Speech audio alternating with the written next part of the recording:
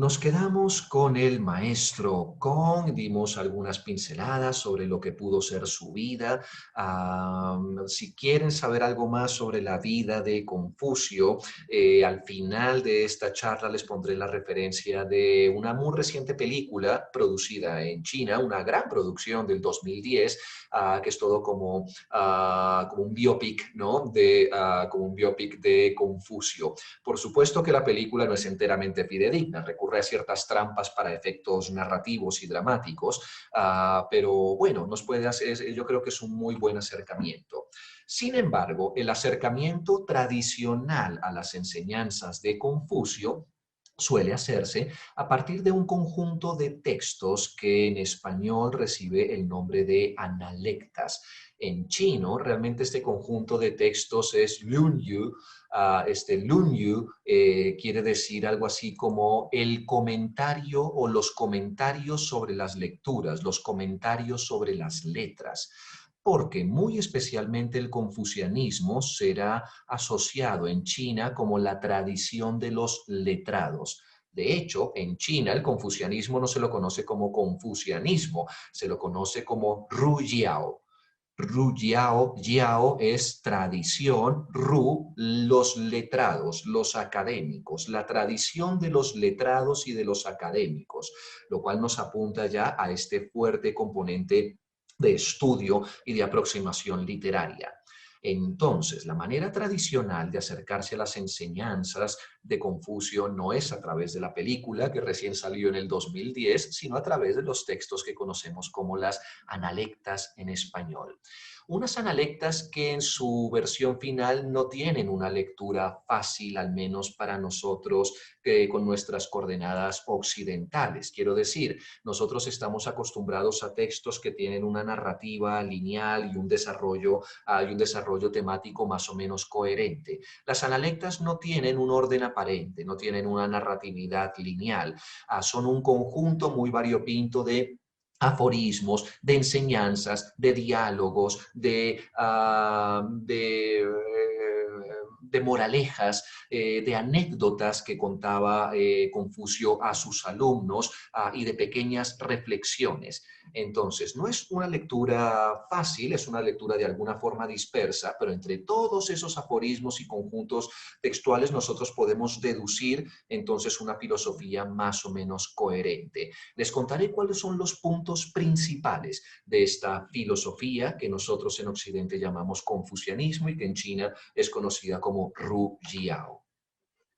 Primero, dice el maestro Kong, el objetivo de esta corriente, el objetivo de emprender una educación no es ningún otro que el automejoramiento, es decir, la responsabilidad de convertirnos en la mejor versión de nosotros mismos no es de nadie más que de nosotros mismos. No corresponde al Estado darnos una educación, no corresponde a la familia darnos una educación, no corresponde a la religión ni a la filosofía. Corresponde a cada persona asumir el reto de educarse para convertirse en la mejor versión de sí mismo.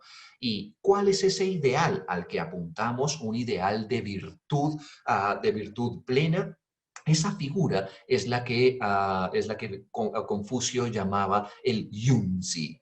Un Yunzi equivaldría en nuestro idioma algo así como un caballero, un noble. Cada persona tiene el deber de convertirse, para los hombres, en un caballero, para las mujeres, diríamos hoy en día, convertirse en una auténtica dama, en una dama de pies a cabeza. ¿Por qué? Porque Confucio era una especie de figura enchapada a la antigua, era una figura anacrónica incluso en su tiempo. Recuerden que Confucio privilegiaba el estudio de los 5 clásicos y pensaba que el Estado de confusión, de desorden, de violencia extrema al que se había llegado en el periodo de los reinos combatientes, se debía a un olvido o a una ignorancia acerca de las buenas enseñanzas del pasado. Era una de esas personas que estaba convencida que todo tiempo pasado fue mejor. Entonces la solución para arreglar estos tiempos modernos era volver a recuperar las antiguas tradiciones, los antiguos valores, aquellos que estaban expresados en los 5 clásicos de la literatura china. Era una figura anacrónica, era como si en nuestros días apareciera un maestro que predicara que todos nosotros tenemos que volver al barroco, por ejemplo, o a la época de Versalles y comportarnos como caballeros y como damas siguiendo todas las costumbres y los rituales de aquella época, porque estamos viviendo en una época degenerada, en una modernidad absolutamente corrompida. Esa era un poco la visión de Confucio. El ideal al que había que regresar era este del caballero o de la dama. Pero ojo, no era un ideal fácil. Como les dije anteriormente, ningún gobernante alcanzó el ideal de convertirse en un perfecto Yunzi. Es más, ni siquiera Confucio mismo decía de él ser un Yunzi. Decía, yo estoy apuntando a ese ideal, pero no me presentaría como un maestro, porque Confucio no consideraba que él estuviese trayendo nuevas enseñanzas, un mensaje diferente. Él lo único que estaba haciendo era recuperar las enseñanzas de los valores y las tradiciones del pasado que habían tenido una validez para poder hacer ahora, hoy en día, una mejor sociedad. Entonces, cada persona es responsable de convertirse en la mejor versión de sí misma, en el sentido ético, en el sentido moral. A veces este Yunzi es asimilado, a modo de metáfora, con un padre de familia o con un buen gobernante. ¿Por qué? Porque una de las funciones del Yunzi, sobre todo, es dar ejemplo, y dar ejemplo a través de su propio comportamiento. De modo que si un Estado ha de funcionar, los súbditos tienen que poder seguir el ejemplo de su gobernante. ¿Quieres un Estado justo y ético? La primera persona que tiene que dar ejemplo es el gobernante. Si esa figura no da ejemplo, no esperes que el resto de la sociedad funcione. Pero de la misma manera, una sociedad funciona también como con microesferas en las que adentro de un Estado tenemos una ciudad. Entonces, la ciudad es un reflejo del Estado. El dirigente de la ciudad también tiene que ser ejemplar. Y lo mismo el dirigente del barrio. Y lo mismo el dirigente de la casa. Por lo tanto, el padre de familia, la madre de familia, también tienen que ser ejemplares dentro de su pequeño estado que es la familia. Cada uno tiene el deber de ser un yunzi frente a alguien más. Primero frente a uno mismo, el deber de convertirme en mi mejor versión, pero sobre todo para dar ejemplo a los demás, siguiendo esta dinámica o este binomio del de-bao que ya habíamos anticipado. Cuando yo me comporto de manera virtuosa, estoy inspirando a los demás o estoy provocando respuestas simétricas, respuestas que también son buenas y éticas. Entonces, el ideal del Yunzi debía estar presente. Y este Yunzi privilegia sobre todo una serie de valores que son medulares para la cohesión del tejido social. Uno de los valores centrales es uno de los conceptos más difíciles de explicar en la filosofía de Confucio. Recibe el nombre de Ren. Este Ren no es de fácil traducción en español. A veces se traduce como amabilidad, a veces se traduce como compasión, a veces se traduce como, como generosidad.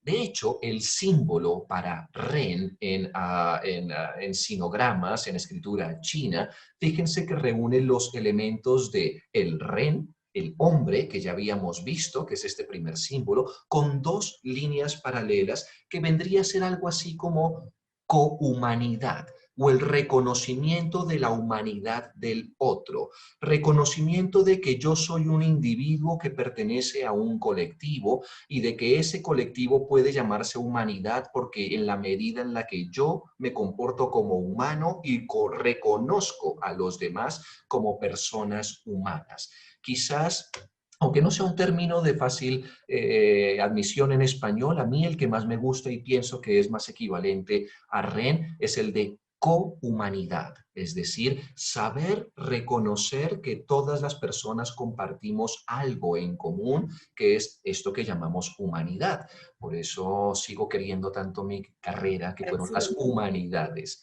Ay, se nos abrió una cámara y un micrófono por ahí. Les pido solicitar apagar esto. Bueno, tenemos la actitud a la que tildamos de REN, perdón, vamos a detener este video por un momento. Y después, otra actitud también importantísima en la filosofía confuciana que la llamaremos Shu. Shu, quizás la mejor traducción en español para Shu sea consideración. Fíjense, consideración, un valor del que rara vez hablamos, pero que implica precisamente eso, considerar a la otra persona. Está muy ligado a esta cohumanidad o a este Ren. Realmente Confucio nunca define en palabras correctas qué es Ren y qué es Shu. Simplemente dice que son no solamente capacidades con las que nosotros venimos, digamos, de fábrica, de nacimiento, pero son capacidades que tienen que trabajarse, que tienen que explotarse, que tienen que ponerse en práctica. Con tener la posibilidad de comportarnos correctamente no hacemos nada. Se trata de hacer un esfuerzo por tener esta generosidad, esta consideración hacia los demás. Consideración es un valor fundamental que enlaza con una de las formulaciones más conocidas y más clásicas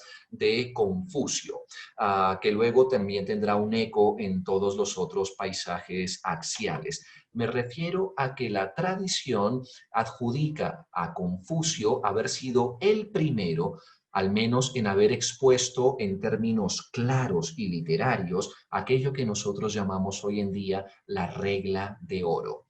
Algunos de ustedes la conocen. Para los que no, la famosa regla de oro es compórtate con los demás de la misma manera que te gustaría que los demás se comporten contigo. En las Analectas sale expresada en un capítulo muy bonito en la que un alumno le pregunta a Confucio, existe, entre todas tus enseñanzas están muy bien, pero existe una sola, un valor, una actitud que condense todas las demás enseñanzas y que uno pudiera practicar cada día, todos los días. Y Confucio dice, esa única actitud, lo más sencillo y la manera en cómo puedo simplificar toda mi enseñanza es con estos términos. La regla de oro, compórtate con los demás de la misma manera que quieres que se comporten contigo. Y después también su expresión, digamos, negativa, que en otros contextos también se la conoce como la regla de plata, es decir, no hagas a los demás aquello que no quieres que te hagan a ti. Para nosotros suena obvio y seguramente en el siglo VI antes de Cristo en China también sonaba obvio, pero son obviedades que tan a menudo pasamos nosotros por alto que precisamente por eso es necesario recordarlas constantemente. Un principio de comportamiento social que si todos nosotros siguiéramos a cabalidad nos evitaría grandes dolores de cabeza. Por ejemplo, decía Confucio, si los gobernantes de mi época, la época de los reinos combatientes, siguieran el principio de la regla de oro, no estaríamos en guerra. Ningún gobernante invadiría el reino vecino porque de la misma manera no querría que ningún vecino invadiera su propio reino y viniera a matar gente, a destruir y a usurpar el trono. Entonces, bajo ese principio existe una cierta cordialidad, un valor social al que todos podemos aspirar y al que todos podemos desear.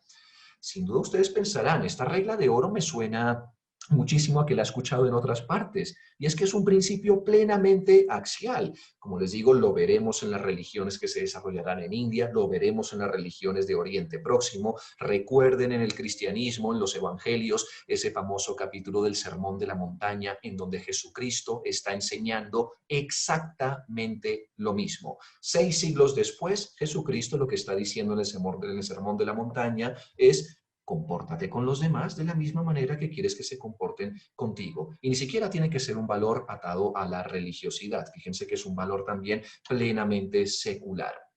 Finalmente, otra de las cosas en las que Confucio ponía un muy especial acento, siendo este hombre enchapado a la antigua, como se los he caracterizado de alguna manera, era Li.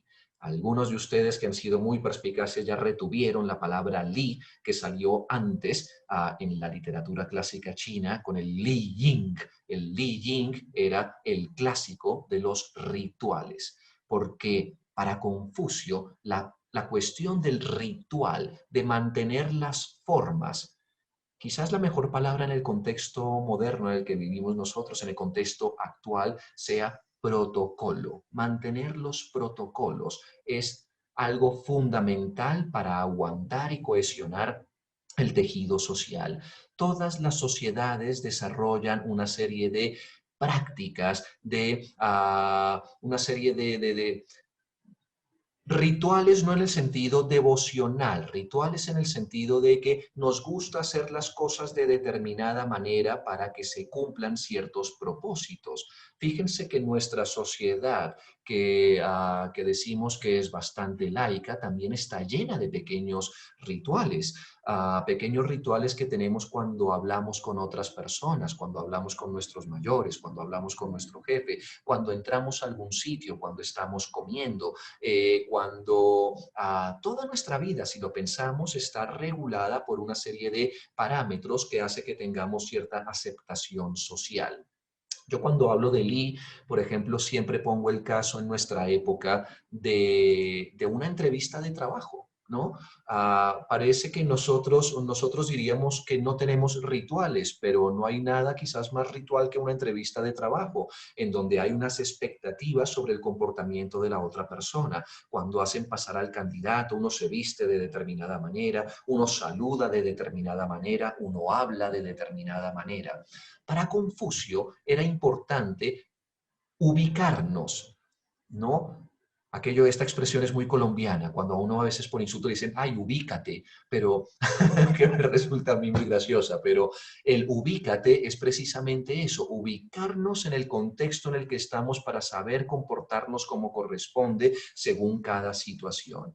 Y lo importante para Confucio y lo que denuncia en sus enseñanzas es estos rituales que parecen ser simplemente una pantomima o que son exteriores y que no tienen sentido. Confucio dice, no me importa toda esta gestualidad y la ritualidad exterior. Es importante en la medida en la que tú seas consciente del significado que eso tiene y de que seas y de invitarnos a estar muy presentes en cada acto de nuestra vida que puede convertirse en un ritual. Un ritual es comer, lavarnos los dientes, vestirnos, salir a la calle, interactuar con los demás. Cada cosa puede entenderse como un ritual al cual se nos invita a ser plenamente conscientes y mantener las formas. Esa también sería una expresión que más o menos dibujaría esta cuestión del Li.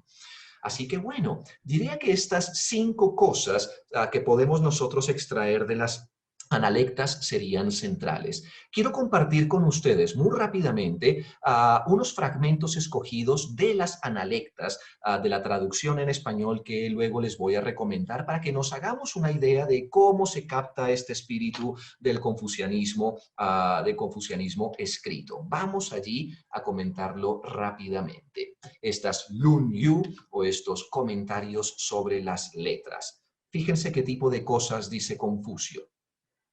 Ni quiero ni rechazo nada de modo absoluto, sino que consulto siempre las circunstancias, estudio la afirmación, la validez o la no validez de cada afirmación y de cada situación según un contexto determinado, lo cual implica darme cuenta de que no hay verdades absolutas y de que cada cosa puede ser verdadera o falsa según el contexto en el que se encuentra. A lo que nos invita es a estudiar entonces cada una de estas cosas profundamente dentro de su contexto.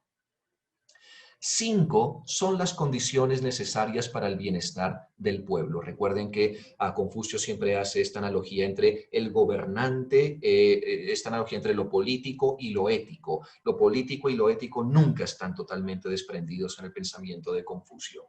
5 son las condiciones necesarias para el bienestar del pueblo. Seriedad, honestidad, generosidad, sinceridad y delicadeza. Quizás pocos hoy en día pensaríamos en la delicadeza como una condición necesaria para el bienestar, ¿verdad? Cuando estamos frente a personas dignas, debemos intentar imitarlas. Cuando estamos frente a personas indignas, debemos mirarnos a nosotros mismos y corregir nuestros errores. Esta invitación al automejoramiento continuo, porque no se trata de hoy me mejoré y mañana ya puedo descansar. No, no, no. La vida de cada persona tiene que ser una auténtica empresa de automejoramiento desde el comienzo hasta el final.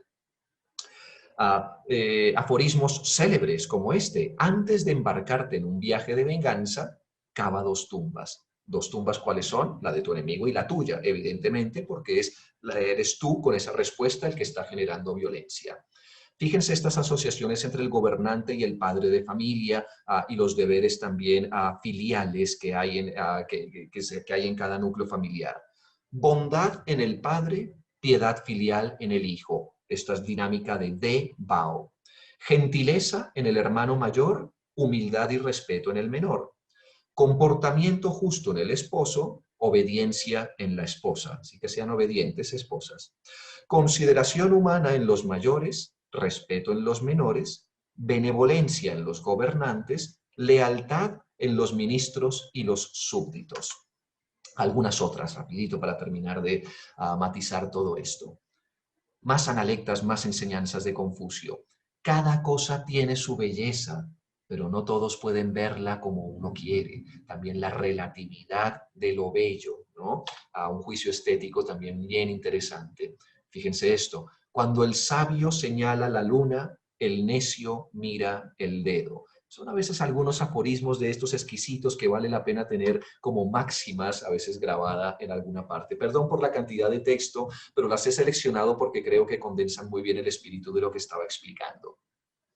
Cuando se alcanza el verdadero conocimiento, entonces la voluntad se hace sincera. Fíjense el encadenamiento de causa-consecuencia. Cuando la voluntad es sincera, entonces se corrige el corazón. Cuando se corrige el corazón, entonces se cultiva la vida personal. Cuando se cultiva la vida personal, se regula la vida familiar.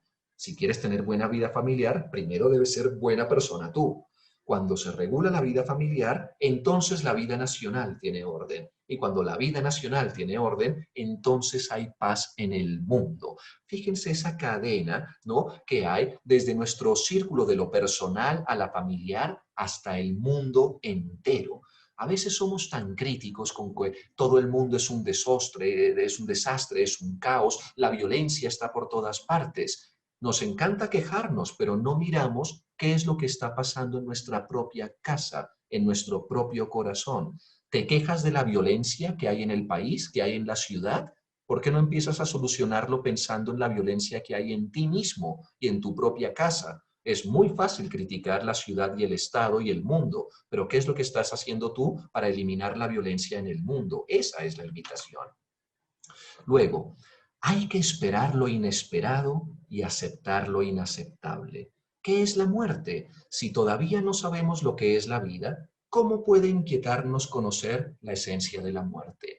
¿Y por qué he puesto esta frase? Porque fíjense que ninguna de estas enseñanzas y aforismos de las analectas que hemos visto habla ni de dioses, ni de espíritus, ni de rezos, ni de rituales. Con lo cual, ¿podríamos decir que se trata propiamente de una religión o no se trata de una religión? A Confucio no le interesa hablar de dioses, no niega que existan, pero tampoco le interesa entretenerse en hablar de cosas que no tienen un valor práctico, real e inmediato en la vida. Y, por ejemplo, tampoco se entretiene pensando en qué hay después de la muerte ni qué es la muerte. Fíjense, si todavía no sabes qué es la vida, ¿para qué te estás preocupando por lo que hay más allá? Preocúpate por lo que hay aquí y ahora. En ese sentido decía que las religiones de Oriente no serían religiones si no tuvieran un fuerte componente práctico.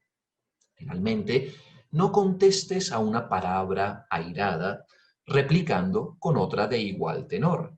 Precisamente es la segunda, la tuya, la que seguramente llevará a las personas a la riña. Esta es una expresión más elegante de aquel viejo dicho que dice, para que se dé una pelea hacen falta dos personas, ¿verdad? Entonces, no está el que insulta, pero está también el que responde. Eres tú el que tiene la capacidad de detener en seco cualquier posible conflicto, cualquier posible discusión, sojuzgando si vale la pena entrar en tan desgastante tarea.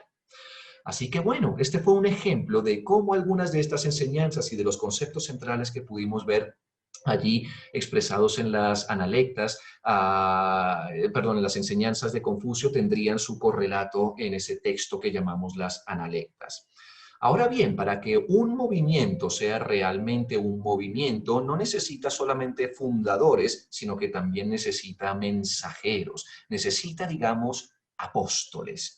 Así que en la tradición del confucianismo, de la misma manera que sucedió con el cristianismo, fíjense que Jesucristo no era cristiano. Jesucristo es la persona que inicia un movimiento y serán sus sucesores o sus discípulos los artífices de lo que llamamos el cristianismo. De la misma manera, el confucianismo se habría de desarrollar no a partir de Confucio, sino a partir de sus seguidores. Y aquí, casi un siglo y medio más tarde, será de muy especial relevancia la figura de Meng Ke, el maestro Meng, también latinizado, conocido como Mencio. Mencio será una especie de apóstol, será como el San Pablo del confucianismo, la persona que realmente hará que las enseñanzas contenidas en las analectas alcancen un nivel de difusión y popularidad. De la misma manera que su maestro Mencio supo rodearse de diferentes discípulos, corrigió y comentó las analectas de Confucio, generando un nuevo texto, el mismo que haría parte del canon confuciano. Es un texto que recibe el mismo nombre que su autor. Se lo conoce hoy en día con el nombre de el Menzi o el Mencio también. Entonces, complementando las analectas, sería algo así como el equivalente a las cartas paulinas de San Pablo, pero en el contexto confuciano. Será Mencio quien organice, quien estructure, quien amplifique el mensaje del confucianismo, también al mismo tiempo consolidando ese mismo canon. Adicionalmente, él también pondrá algunas reflexiones de cosecha propia, destilará, digamos, sus enseñanzas del confucianismo, llevándolas a una nueva dirección. Parte medular del pensamiento de Mencio era decir que todas las personas, todos nosotros venimos con la capacidad innata de reconocer al menos cuatro tipos de expresiones. Ser humano significa saber sentir la compasión. Pero ojo, una compasión que nosotros no entendemos correctamente, una compasión que en español a veces tiene unas connotaciones negativas de piedad, de pesar. No es esa la connotación que estamos buscando. Compasión significa tener la capacidad de reconocer el sufrimiento de los demás allí donde se produce, acompañado por una inclinación a querer detener ese sufrimiento. Por ejemplo, dice Mencio, pocos de nosotros uh, pocos de nosotros no sentiríamos compasión ante el hecho de ver un niño pequeño que está jugando alrededor de un pozo abierto. Tendríamos el impulso de ir a proteger a ese niño de que no caiga para evitar su sufrimiento y seguramente el sufrimiento de la madre. Habría que ser un poco desalmado, habría que ser un poco, diríamos hoy en día, psicópata o sociópata para no sentir cierta congoja ante el peligro de que un niño pueda morir al borde de un pozo o al borde de un precipicio. Entonces, todos nosotros venimos de fábrica. Ser humano significa tener la capacidad de reconocer el sufrimiento de los demás allí donde se produce. De la misma manera, tenemos la capacidad humana de reconocer la vergüenza. ¿Qué es la vergüenza? No sabemos explicarla, pero la reconocemos cuando la sentimos. Es una especie de alarma natural que nos indica que nuestro comportamiento no es del todo correcto. Fíjense que aquí el confucianismo A lo que apunta es, no es deber de nadie más que de uno mismo reconocer las cosas que son buenas y son malas, reconocer el comportamiento virtuoso. Y la vergüenza es una de las alarmas que nos avisa de que nuestro comportamiento no es del todo virtuoso. De la misma manera, el sentimiento del respeto y la modestia, y finalmente el sentimiento o el reconocimiento de lo que está bien y de lo que está mal. Todos nosotros traemos eso de fábrica, dice Mencio. ¿Cuál es el problema? Que a lo largo de nuestra vida nos esforzamos por acallar todos estos sentimientos naturales. ¿Por qué? Por otros sentimientos los reemplazamos como el egoísmo, como la codicia, como la envidia, como el odio. Entonces los vamos acallando y nos creemos que realmente no somos compasivos, no sentimos vergüenza, somos unos sinvergüenzas y no tenemos una diferencia entre el bien y el mal. Lo que dice Mencio es: mira sinceramente en lo profundo de tu corazón. Date cuenta de cuáles son los sentimientos que de forma natural te indican cuál es la manera correcta de andar por la vida y ten la valentía de ser coherente con esos principios. Fíjense que por eso es una filosofía profundamente moral. Será no durante la época de Confucio y durante la época de Mencio, cuando el confucianismo experimentará un grandísimo desarrollo. Será durante, no la dinastía posterior tampoco, de hecho durante la dinastía posterior a los Zhou vendrá la dinastía Qin, que es, como les dije, aquella dinastía que le da nombre al actual país de China. Paradójicamente será una dinastía con un solo emperador, muy cortita, la más cortita de toda la historia en China, será un poco más de 16 años. Bárbara, pero ¿por qué está llamando todo el mundo? Chicos, por favor, desactiven el audio. Vamos allí. Bien, la dinastía más corta, la dinastía Qin, bajo el más célebre de los emperadores de esta época, Qin Shi Huangdi, quien habría perseguido a las doctrinas del taoísmo y del confucianismo, incluso quemando a los textos, las analectas, y pretendiendo refundar el Estado desde cero, hacer un Estado nuevo. Así que no será durante la dinastía Qin que florezca el confucianismo, sino durante la muy rica dinastía inmediatamente posterior, la dinastía Han, una dinastía que aproximadamente irá desde el año 200 antes de Cristo hasta el año 200 después de Cristo. Y es la dinastía Han, es para que ustedes siempre tengan una regla mnemotécnica que me gusta indicarles. Comparen la dinastía Han con el apogeo en Occidente del Imperio Romano. Entonces, durante la misma época en la que la República y el Imperio Romano tuvieron su mayor esplendor, en Oriente se estaba viviendo el apogeo de la dinastía Han. Entonces, una época en la que se recuperan todas estas importantísimas tradiciones precedentes, el confucianismo se establecerá muy fuerte en todo el territorio chino e incluso traspasará sus fronteras naturales, llegando estos postulados y enseñanzas hasta extremos como Corea. Luego ya en época cristiana pasará el mar de China hasta Japón, pero también tendremos una presencia en Taiwán, en Hong Kong y especialmente en Vietnam. También habrá una muy fuerte tradición confucianista. De hecho, todavía sigue muy viva esa tradición en Vietnam. Si alguno de ustedes ha tenido la posibilidad de visitar ciudades como Hanoi, recordarán ese fabuloso templo del libro que hay en el centro mismo de Hanoi, que es un templo auténticamente confuciano, en donde se siguen manteniendo rituales confucianos.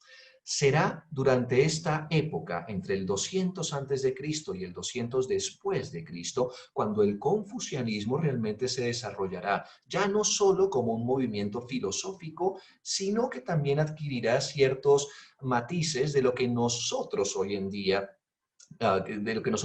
llamamos religión.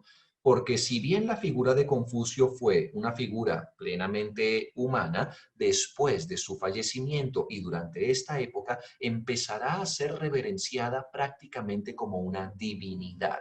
Empezaremos a tener templos del confucianismo, de esta tradición letrada. que a partir de esta época compartirá el territorio chino con otras corrientes filosóficas como el taoísmo, que también habría de nacer hacia el siglo VI antes de Cristo, pero se desarrollará plenamente durante la época de la dinastía Han.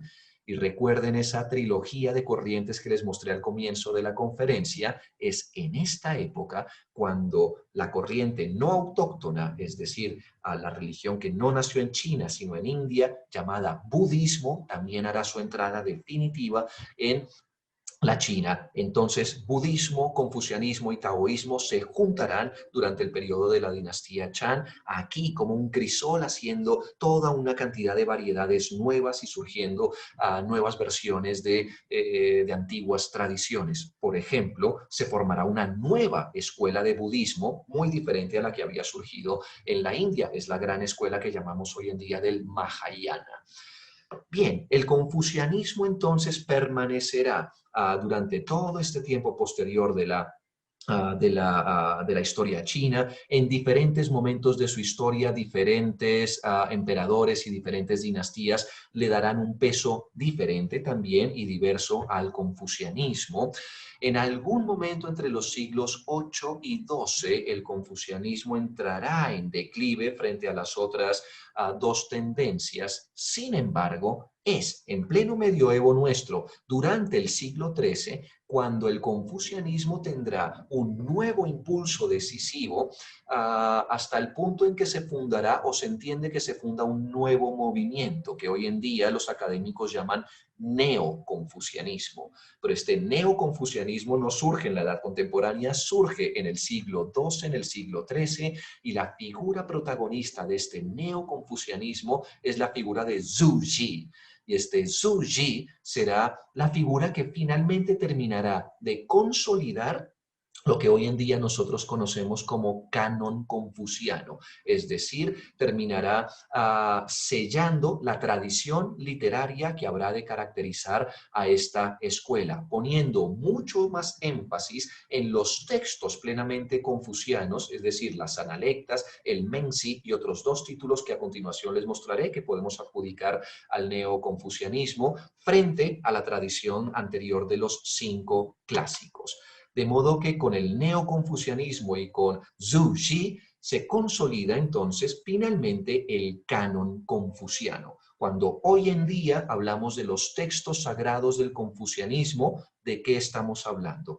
Por un lado, no olviden la base de las enseñanzas de Confucio, que son estos 5 clásicos. El I Ching, el libro de los cambios; Shi Jing, el libro de las odas; Shu Jing, el libro de la historia; Li Jing, el libro de los ritos; Chung Qiu, los anales de primavera y otoño; y por otro lado, ya la tradición plenamente confuciana, las analectas de Confucio, estos aforismos, enseñanzas y diálogos que comentamos antes; el libro de Mencio, el Menzi; y después los otros 2 títulos que completarán la tradición a partir del neoconfucianismo son, por un lado, el llamado Libro del Gran Saber, un libro que está muy en sintonía con el neoconfucianismo en el sentido en el que deja atrás los 5 clásicos y las cuestiones que tienen que ver más con lo político y se centra con la resolución de preguntas mucho más filosóficas.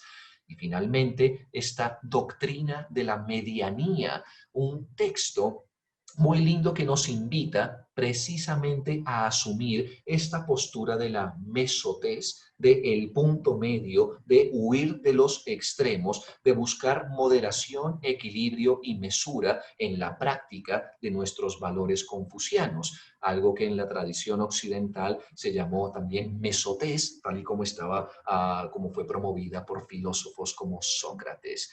Así que, bueno, cuando hablen de los textos sagrados del confucianismo, del canon confuciano, recuerden entonces que están basados en estos textos.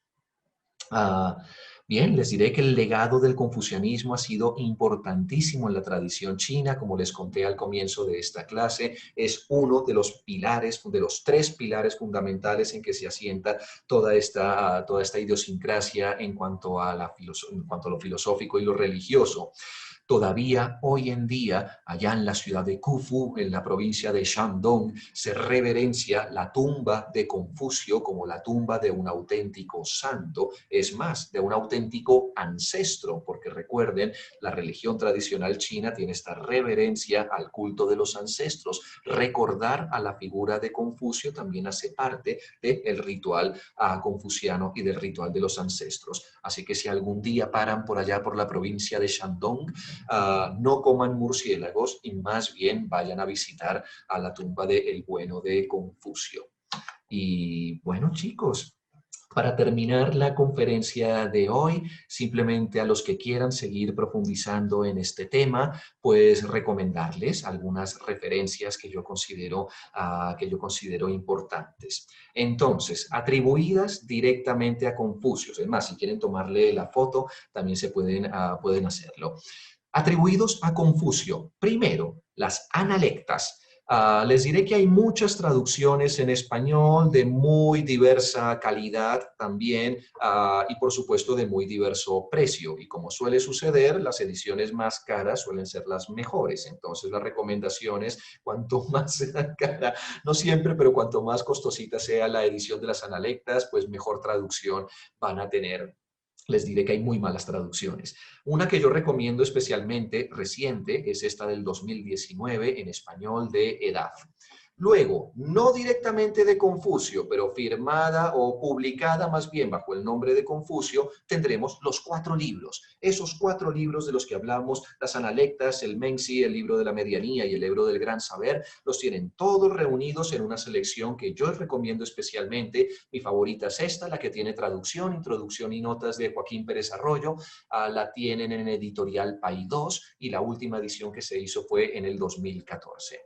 Luego, si quieren también ambientarse un poquito con el tono que tienen los 5 clásicos chinos, pues también sería bueno que en sus bibliotecas hubiese una versión del famoso I Ching o el libro del cambio. También les digo que hay muchas traducciones, entre ellas algunas muy malas, sobre el libro del cambio. Yo les recomiendo especialmente esta también de editorial EDAF, que no es ni la más cara ni la más barata, pero es muy correcta y está muy bien editada. Y luego, finalmente, 2 recomendaciones que ya les hice en la clase anterior para quienes quieran tener una visión global y comparada de todas estas religiones y filosofías del Antiguo Oriente, tal y como las estamos presentando. Sin duda, el libro de Karen Armstrong presenta esta visión comparativa en la que ustedes pueden ver cómo jainismo, budismo, confucianismo, taoísmo, profetas de Israel y filosofía griega, todas están respondiendo de forma diferente a las mismas preguntas en un periodo de tiempo muy similar. Y finalmente, quien quiera tener una base realmente académica para el estudio de estas cosas, ya es un clásico la historia de las creencias y las ideas religiosas por parte del historiador rumano Mircea Eliade. Y finalmente, como les prometí también, la referencia a la película. Se hizo un gran esfuerzo en la China por una superproducción de estas en HD, con tipo Tigre y Dragón, con sus licencias poéticas, por supuesto, pero está la película de Confucio del 2010, y la buena noticia es que la tienen en abierto, gratis, subtitulada o doblada también en YouTube. Entonces, solamente es que pongan Confucios, película 2010, y si tienen ganas esta semana, entonces visiten y conozcan al bueno de Confucio en su versión cinematográfica reciente. Y bueno, pues nada, ya está. Con esto los dejo. Terminamos nuestra conferencia de hoy.